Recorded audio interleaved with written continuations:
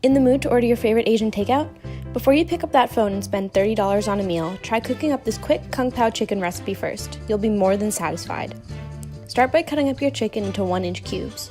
In a bowl, whisk together the cornstarch, salt, black pepper, sugar, chicken broth, sesame oil, and soy sauce. Add it to the chicken, then let it sit aside. This gives it time to marinate and infuse its flavors into the chicken. Add the Victoria Gourmet Sesame Teriyaki seasoning blend, cornstarch, sugar, soy sauce, sesame oil, and chicken broth, and whisk together to combine them.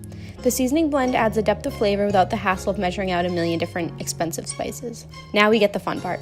Chop up some of your favorite vegetables. What's great about this recipe is that you can really use whatever you have on hand.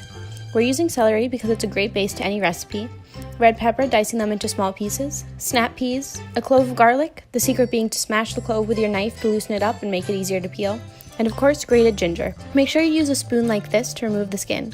It's cheap, quick, and easy, no fancy tools necessary. Ginger is essential to our Asian kung pao stir fry because it gives a great kick. Using 2 tablespoons of oil, heat your wok, or more likely like we're using here, just a large frying pan, and saute the chicken over high heat.